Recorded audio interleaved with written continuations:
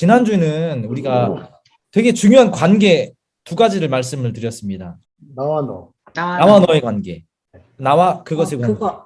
예, 나와 그것의 관계에 대한 거, 그거 기억하시면 됩니다. 앞에는 물론 저기 뭐 선택을 할 때 우리가 옳은 것을 선택할지 아니면 좋은 것을 선택할지에 대한 고민들, 우리 목회자들이 그 부분에 대한 아주 분별력 있는 우리 성도님들에게 가이드를 좀 잘 해줄 수 있을 텐데요. 그런 얘기를 좀 했고, 나와 너의 관계, 나와 그것의 관계에 대해서 얘기를 했습니다. 근데 오늘은 이 내용을 조금 더 구체적으로, 조금 더 신학적으로 나눔을 갖는 그런 시간을 가져보겠습니다.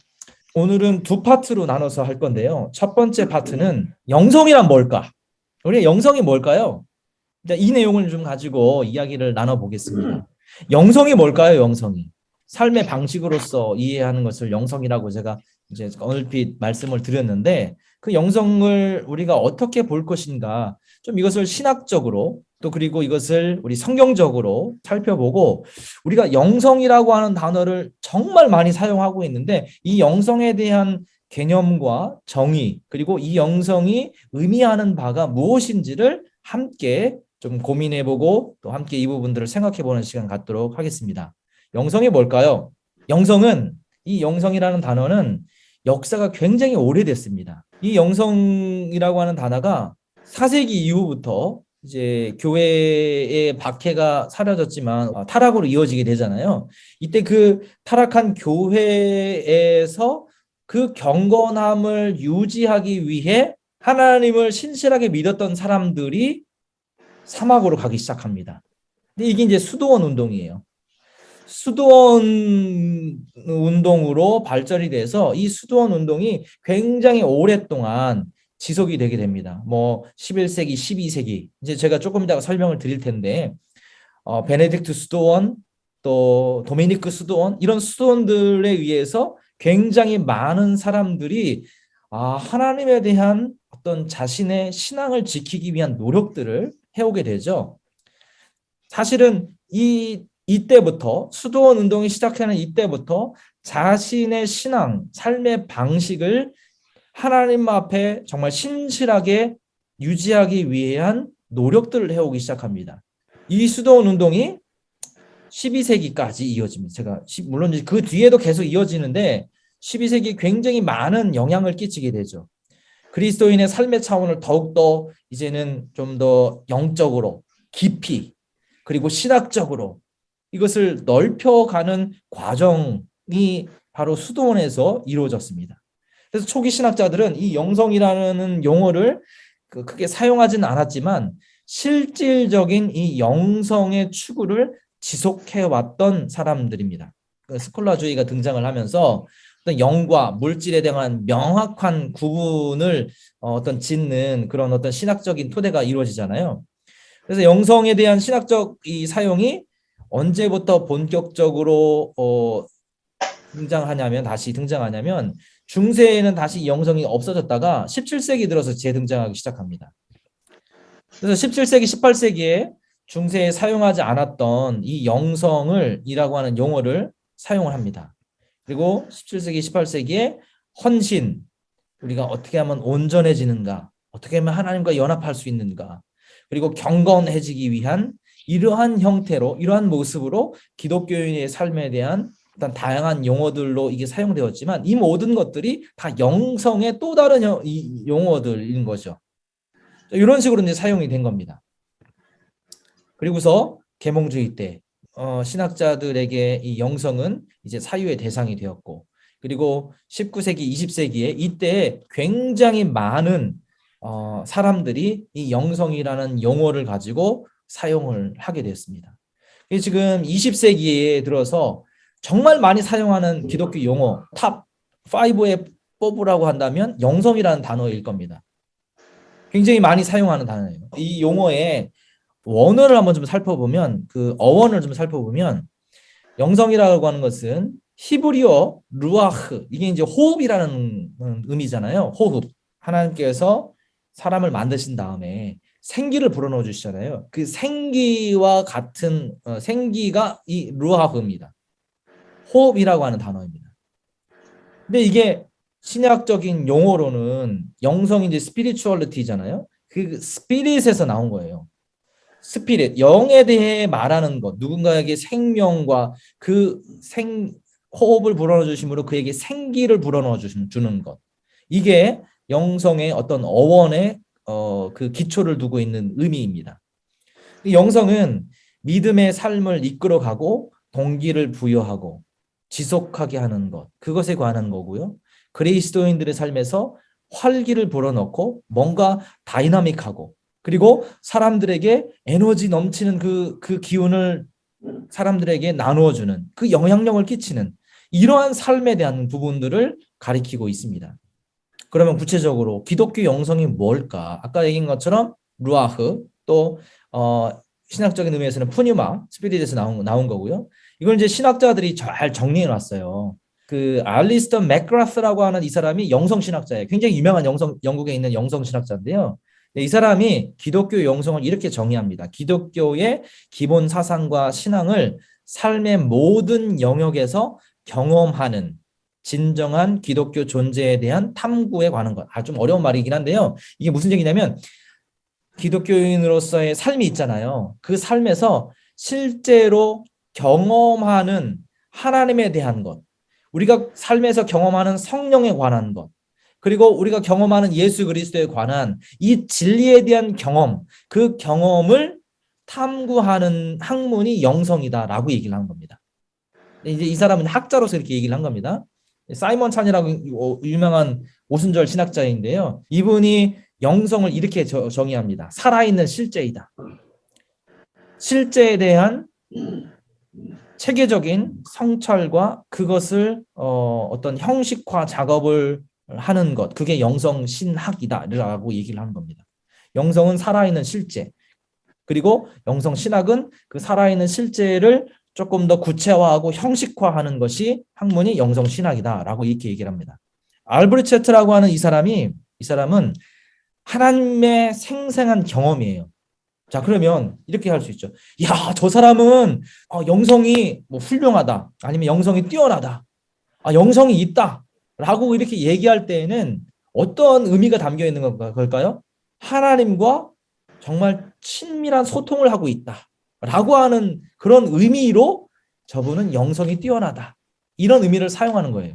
그러니까 우리가 다른 의미로 영성이 뛰어나다 이게 아니라 하나님과의 친밀한 그 관계를 누리고 소통하고 그분과 아주 그 친밀한 관계 안에서 영적인 소통이 있는 사람들을 가리켜서 영성이 있는 사람이다라고 얘기를 하는 거죠. 그 실질적인 하나님을 경험하는 사람들. 이 사람 넘어갈게요. 이제 스티븐 랜드라고 하는 사람이 이것을 체계적으로 정리한 사람인데요. 하나님과의 연합을 추구하는 과정이고 그 과정은 head, heart, hand. 뭐 아는 것, 우리가 느끼는 것, 행하는 것 이것을 다 포함하는 것이다라고 얘기를 한 겁니다. 그래서 결론적으로 이제 어떻게 얘기할 수 있냐면 넘어가면 뭐 다 지난주에 얘기한 건데요. 이번 이 내용이죠. 기독교인으로서의 삶의 방식이 이게 영성이다. 기독교 영성이다라는 겁니다. 자, 그러면 여기서 한 가지 우리가 질문해 봐야 됩니다. 영성이라고 하는 것은 단지 우리가 기도를 열심히 해갖고 목소리가 허스키 보이스 돼서 정말 목사님다운 목소리를 내야 영성이 뛰어난 사람이냐? 그렇지 않다라는 거죠. 영성이라고 하는 어떤 정의를 이제 내렸는데 이러한 정의를 바탕으로 우리가 생각해 볼 때 그럼 영성이 있는 사람이다라고 할 때에는 그 사람의 아는 지식, 하나님을 아는 지식과 그 사람이 하나님을 향하여 느끼는 감정과 그 사람이 하나님의 말씀을 아는 것에서 머무는 것이 아니라 행함으로 옮기는 그 삶의 모든 영역을 다 총칭해서 영성이라고 말하는 거죠. 자, 그러면 질문을 해볼게요. 나는 영성이 뛰어난 사람인가? 이 질문을 우리가 한번 해봐야 되는 거죠. 우리 스스로에게. 그럼 나는 영성이 있는가? 뛰어난가? 이것이 하나님을 아는 지식이 많다고 해서 영성이 뛰어나다는 얘기가 아니고요. 내가 그냥 마치 하나님을 아는 것은 다 필요 없어. 초기 오순절 교인들이 그랬잖아요. 신학적인 내용 별 필요 없습니다. 하나님을 경험한 거 그게 많은 부분이에요. 그래서 경험한 거 그 경험한 거가 최고입니다. 방언을 말하는 게 최고였습니다. 성령 체험하는 게 최고였습니다. 그래서 미국의 우리 교단이 초창기 때 신학교에 별로 투자하지 않았습니다. 지금에서야 라이프 바이블 컬리지하고 리전트 컬리지인가요? 뭐 두 개가 좀 있는데 여전히 아직도 거기에 대한 그 투자를 많이 하진 않아요. 왜 그럴까요? 말씀 최소한의 양육을 해서 목사로서의 소양을 갖추면 나가서 사역하게 만든 겁니다. 그러다 보니까 실천만 굉장히 많이 강조했던 그런 부분이 있는 거죠. 근데 실천만 많이 강조해서 정말 기도는 열심히 하는데 하나님을 아는 지식이 없어요. 하나님을 제대로 알지 못해요. 이러면 어떻게 됩니까? 열광주의자가 되는 겁니다. 열광주의자. 근데 아는 건 정말 많아요. 근데 아는 것에만 그칩니다. 이 머리로만 아는 그리스도인이 되는 거죠. 그리고 가슴만 뜨거워요. 가슴만 뜨거워 열광주의자잖아요. 근데 이렇게 치우치게 되는 영성을 가질 수밖에 없는 겁니다. 그래서 이 건강한 영성이라고 이야기할 수 없는 거죠. 그러면 그분들에게도 영성이 있죠. 있지만 우리가 추구하고 지향해야 할 것은 건강한 영성이라는 거죠. 그러면 우리가 지금 영성의 세 가지 요소를 했는데 이 세 가지가 함께 균형을 맞춰서 성장해서 예수 그리스도를 온전히 닮아간다면 그게 바로 진정한 의미에서의 건강한 영성이라고 우리가 볼 수 있습니다. 이런 차원들을 우리가 고민하면서 우리의 목회에도 적용을 해야 될 거라고 생각합니다. 자, 이 부분을 우리가 어떻게 적응할 것인가에 대한 고민들을 한번 좀 나누어 보고 싶은데요. 오늘 준비한 것들 좀 더 나가보면 그래서 아까 얘기한 것처럼 신념 이게 이제 믿음입니다. 정서 우리가 느끼는 겁니다. 실천 행함으로 옮기는 겁니다. 우리가 아는 말씀을 행함으로 옮기는 것이 되게 중요하죠. 그 가운데에서 우리의 정서가 진짜 중요합니다. 지난주에 얼핏 말씀드렸지 않습니까? 우리가 말씀을 전할 때에도 하나님 말씀을 전할 때에도 결국에 성경에 있는 하나님 말씀을 전하잖아요. 성경에 있는 하나님의 말씀은 belief 아는 겁니다. 아는 지식입니다. 근데 이 아는 말씀을 사람들에게 말씀을 선포해서 아는 그리스도인들로 하여금 그 말씀을 실천할 수 있는 그래서 삶에서 능력 있는 삶을 살도록 만드는 것이 목회자의 임무죠. 그때 우리가 어떻게 해야 될까요?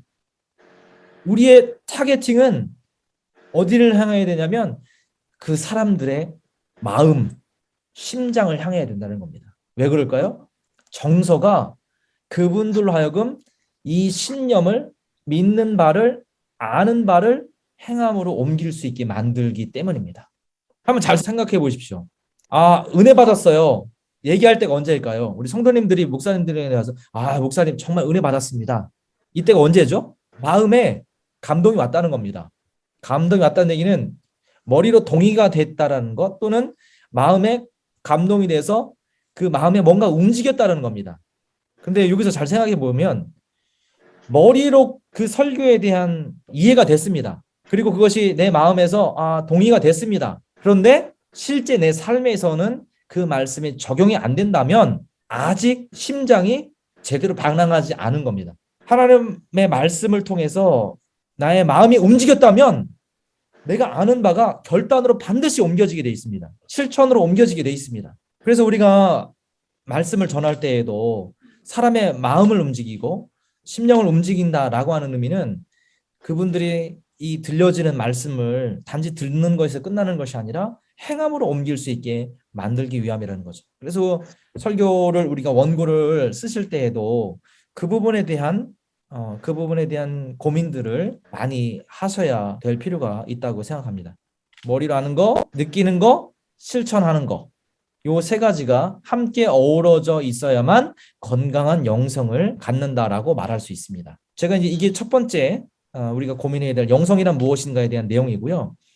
다음 두 번째로 제가 여러분들하고 함께 나눌 이야기가 있습니다. 두 번째로 나누고 싶은 것은 지난주에 제가 관계에 대해서 말씀드렸죠. 아옌다오, 아옌 2세 관계. 그 내용에 대한 신학적인 내용들을 설명을 드리겠습니다. 또 많은 신학자들이 이야기하는 그런 내용들을 가지고 그 근거들을 제가 마련하기 위해서 준비를 해보았습니다. 관계라고 하는 것은 기독교 영성의 핵심입니다. 그리고 성경이 말하는 핵심입니다. 제가 지난주에 말씀드렸죠. 태초에 하나님이 천지를 창조하십니다. 하나님이 천지를 창조함과 동시에 태초에 하나님은 관계를 창조하셨습니다. 자, 그 관계는 첫째 날, 둘째 날, 셋째 날, 넷째 날, 다섯째 날 창조를 함과 동시에 그 피조물들과의 관계가 바로 형성이 된 겁니다. 자연과의 관계성, 사람과의 관계성. 아담과 이브를 만드셨죠. 사람과 사람의 관계성이 그때부터 생겨난 거죠. 하나님은 우리를 만드심과 동시에 관계를 만드셨습니다. 자, 이 관계성에 대한 전체적인 핵심을 먼저 말씀드리면, 제가 지난번에 I and thou union이라고 얘기했죠. 지난번에 I and thou와 I and it의 관계성이잖아요. I and thou와 I and it의 관계는 나와 너의 관계, 나와 그것의 관계, 사람과의 관계성이 존중하고 그 사람을 배려하고 그 사람을 친밀하게 느끼는가에 대한 그런 진정성 있는 관계성인가? 아니면 그 사람을 이용하고 그 사람을 도구로 활용하는 관계성인가에 대한 구분을 이야기한다면, 오늘의 이 관계성은 I and thou는 나와 하나님과의 관계입니다.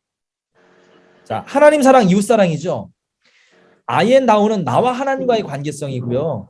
We union은 우리 공동체 안에서의 관계성이라고 생각하시면 됩니다. 자, 그러면 관계성의 핵심은 뭐냐? 하나님 사랑, 이웃 사랑이라는 거예요. 하나님 사랑, 이웃 사랑을 제가 이 관계성이라고 하는 신학적인 용어로 설명을 좀 드리고 싶습니다. I and thou union, we union은 삼위일체 하나님으로부터 나온 관계성입니다. 하나님의 관계성인데요. 여기서 말하는 하나님의 관계성은 I and thou는 I가 하나님이고 thou가 예수 그리스도입니다. 그리고 we union은 성령의 관계성이에요. 그래서 삼위 하나님이 한 분이다라고 하는 온전한 관계성을 이루고 있는 그 관계성을 이야기합니다. 자, 이거는 이제 조금 있다가 제가 신학적인 내용들을 할게요. 삼위일체 관계성 안에 있는 내용입니다. 그런데 이 관계성이 거기에서만 그치는 것이 아니라 그리스도가 머리가 된 교회 공동체 안으로 흘러가는 거죠.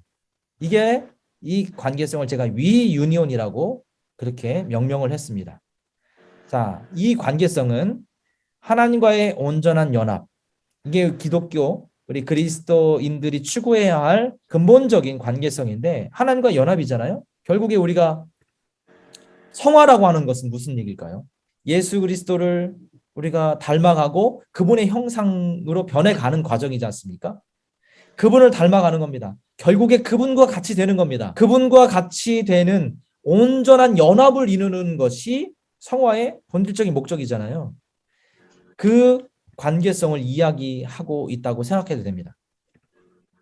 자, 그러면 이 관계성에 대한 내용을 조금 더 좀 설명을 드려볼게요. 하나님과의 연합은 기독교 신학과 영성 안에 있는 본질적인 관계성입니다. 그런데 이 하나님과의 친밀함은 그리스도를 통해 구체화되었죠. 왜 그럴까요? 하나님이 우리와 하나 되기 위해서 예수 그리스도를 이 땅에 보내오셨죠. 우리가 할 수 없기 때문에 하나님의 방법으로 하나님께서 그 관계의 온전한 연합을 이루기 위한 하나님의 방법으로 역사하신 겁니다. 우리가 사순절 기간을 지금 지나고 있는데요. 그리스도의 이 땅에 오심은 그분을 통해서 하나님과 온전한 연합을 이루기 위한 하나님의 사랑이었고 하나님의 배려였습니다. 그리스도와 연합을 통해서만 우리는 하나님과 온전한 연합을 이룰 수 있고요.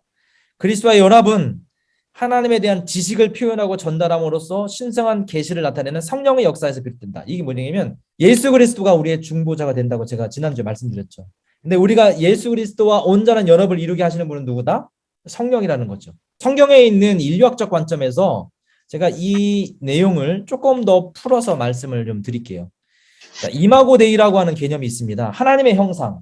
창세기 말씀을 한번 좀 보도록 할까요? 창세기 1장 말씀을 한번 보겠습니다. 창세기 1장 24절일 겁니다. 제 기억으로는 26절인가요? 네, 26절. 자, 24절부터 제가 한번 읽어볼게요. 땅의 모든 생물을 그 종류대로 내되 가축과 기는 것과 땅의 짐승을 종류대로 내라 하시니 그대로 되니라. 하나님이 땅의 짐승을 그 종류대로, 가축을 그 종류대로, 기는 것을 그 종류대로 만드시니 하나님이 보시기에 좋았더라. 여기까지 이제 하나님께서 모든 피조물들을 만드셨습니다. 자, 그러면 26절에 하나님이 이르시되 우리의 형상을 따라 우리의 모양대로 우리가 사람을 만들고 그들로 바다의 물고기와 하늘의 새와 가축과 온 땅에 기는 모든 것을 다스리게 하자. 우리라고 하는 표현을 썼죠. 성부, 성자, 성령의 성령 하나님께서 이 창조 사역에 모두 다 관여하시고 간섭하셨습니다. 그 하나님께서 우리의 형상을 따라 만든 사람은 하나님과 같은 그런 관계적 존재로 취급을 받은 겁니다. 자, 그 이야기를 제가 이제 지난주에 설명을 조금 드렸었는데, 이제 하나님의 형상이라고 하는 것은 이마고 데이라는 그런 용어들로 굉장히 오랫동안 신학적인 논쟁이 되어 왔습니다. 이거 뭐 어거스틴, 아퀴나스, 루터, 칼빈, 바르트, 브루너 할 것 없이 전부 다 많은 사람들이 이 내용을 가지고 신학적으로 연구하고 설명했습니다. 여기에 보면 창세기 1장 26절에서 28절 여기에 존재로서 인간을 이야기합니다. 이 존재론적인 건 뭐냐면 사람 그 자체로서 하나님이 만드신 거예요. 이런 존재로서 하나님이 우리를 만드셨는데, 하나님이 우리를 만드신 다음에 생육하고 번성하라, 땅에 충만하라, 이 말씀을 하시죠.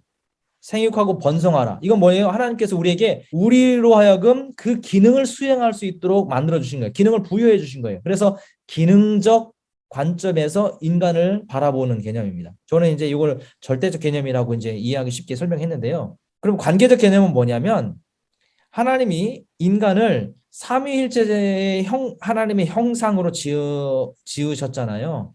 그렇기 때문에 우리 또한 그 본질상 하나님이 관계적 존재이기 때문에 우리도 관계적 존재로 지음을 받은 거다.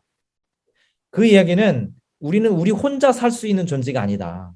하나님과의 관계를 반드시 우리가 갈망하게 되어 있다. 본질적으로. 그리고 사람과 사람과의 관계성 안에서 살아가는 존재이다. 라는 것을 말하는 겁니다. 자, 이것이 이제 교회로 확장된 개념이라고 하는데요. 자, 이제 뭐 이제 이론적인 거니까 조금 뭐 넘어가셔도 괜찮습니다. 관계적 존재냐, 절대적 존재냐, 결론부터 말씀드리면 관계적이면서 절대적인 겁니다. 우리가 인간으로 하나님께서 우리를 만드셨는데, 본질적으로 존재적인 하나의 인간으로서의 그 존재를 가지고 있지만, 하나의 개인으로 살아가는 것이 아니라 관계를 맺고 살아가기 때문에 관계적 존재이면서 절대적 존재인 그런 인간이다라는 것을 이야기하고 있죠. 자, 그러면 우리가 아까 관계적 존재라고 했잖아요. 그 관계적 존재에서 하나님과 친밀한 관계를 맺고 살아간다고 말씀드렸습니다. 그래서 하나님 사랑, 이웃 사랑, 그 관계 안에서 우리가 살아가는데, 관계를 온전히 회복할 수 있는 중보자, 그분이 누구다? 그리스도라는 겁니다. 그럼 우리의 신앙과 우리의 목회, 그리고 우리의 삶의 모습 속에서 그리스도가 우리를 하나님과 연합하게 만들어주는 분임을 깊이 알고 있죠. 이미 뭐 다 알고 계시잖아요. 그 예수 그리스도가 우리를 연결해 주시는 분이시다. 그래서 우리가 전하고 사람들에게 설교하는 그 주제는 무엇이어야 되냐면 예수 그리스도여야 되는 거죠. 그분이 우리를 하나님과 온전히 연합의 길로 인도하기 때문에. 그리고 예수 그리스도와 온전히 연합하게 만드시는 분은 누구냐면 성령의 역할입니다. 성령입니다. 성령의 능력으로만 그리스도와 온전히 연합할 수 있습니다. 왜 우리가 성령 충만 받아야 될까요? 성령 충만 받는 이유는 예수 그리스도와 연합할 수 있기 때문에 그렇습니다. 성령 충만함 받은 사람 그리스도를 사랑하게 되어 있습니다. 성령 충만함 받은 사람 그리스도와 더 친밀해지기를 원하는 사람들입니다. 성령 충만함을 받은 사람 하나님과 어떻게 하면 더 가까워질까, 그런 마음으로 성경을 읽는 사람들입니다. 그래서 성령은 친교의 영입니다. 우리를 하나 되게 만드는 영. 또한 그 성령은 교회의 교인들을 하나로 연결해주는, 하나 되게 만드는 친교의 영이라는 의미입니다. 자, 이제 헐버트 뮬란이라는 사람이 그 얘기를 한 겁니다. 여기서 이제 제가 이건 빨리 그냥 설명하고 넘어갈게요. Der Heilige Geist als Person, 이런 그 책 제목인데요. 논문이에요. The Holy Ghost as Person 이란 뜻입니다. 그러니까 성령님인데 위격으로서의 성령. 자, 이 위격으로서의 성령에 대한 논문을 써서 이제 그 관계성을 설명한 겁니다. 그 다음에 우나 미스티카 페르소나, 이건 one mystical person, 한 신비한 성령, 뭐 위격이라는 의미로 이 성령이 삼위일체 하나님을 온전히 연결하는 사랑 그 자체이다라고 이 사람이 책을 썼습니다. 자, 이 내용을 이야기하는 겁니다. 마크 카트리지라는 사람이 있습니다. 이제 이 사람이 이렇게 설명을 한 겁니다. 예수 그리스도는 미디에이터라고 하는 표현을 썼습니다. 중보자. 성령을 뭐라고 표현을 했냐면 미디에이션이라는 표현을 썼습니다. 중재. 어떤 누구를 중재하냐면 그리스도와 우리를 중재의 역할을 하는 중재. 그 미디에이션. 그래서 성령은 the mediation of the mediator라는 표현을 쓴 겁니다. 그 이야기가 지금 이 사람이 얘기했던 이 내용이랑 똑같습니다. 이 헐버트 뮬란이 얘기했던 내용을 조금 더 적용을 해서 설명한 게 아까 제가 얘기했던 마크 카트리지가 얘기했던 그 내용입니다. 지금까지 했던 내용을 어렴풋이나마 생각만 하시면 되고요. 오늘 기억해야 될 것은 이겁니다. I and thou union, we union입니다. 지난주에 얘기했던 것에 다시 한번 반복하는 건데요. I and thou union은 나와 하나님과의 연합입니다. We union은 누구 연합입니까? 나와 다른 사람들과의 연합입니다.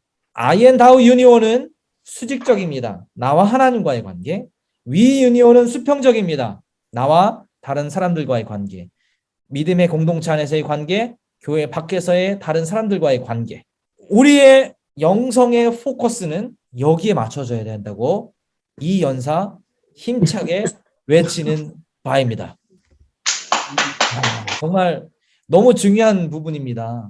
하나님과의 연합을 위해서 우리가 정말 애쓰셔야 되고 노력해야 되고 어떻게 이 연합을 가야 되는가에 대한 고민을 심각하게 해보셔야 되고요. We union, 우리 공동체 안에서 우리 믿음의 사람들과 어떻게 연합할 것인가에 대한 심각한 고민을 해보셔야만 합니다. 그리고 교회 공동체를 넘어서 믿지 않는 많은 사람들에게 어떻게 그 사람들과 연합할 것인가에 대한 그 고민을 심각하게 하고 그러한 삶을 살아가는 사람이 진정한 의미에서의 영적인 사람이다라고 말할 수 있습니다. 이미 오늘 이곳에 계신 우리 목사님들, 사모님들 이미 이 일들을 위해서 지금까지 달려오셨고 앞으로도 달려가실 건데 오늘 이 시간들을 통해서 다시 한번 우리의 목회 방향성을 한번 더 생각해 보시고 이러한 관계 중심의 목회를 위해서 우리가 어떻게 실천하고 또 무엇을 고민할 것인가에 대한 부분을 심각하게 고민해 보시는 시간이 되셨으면 좋겠습니다.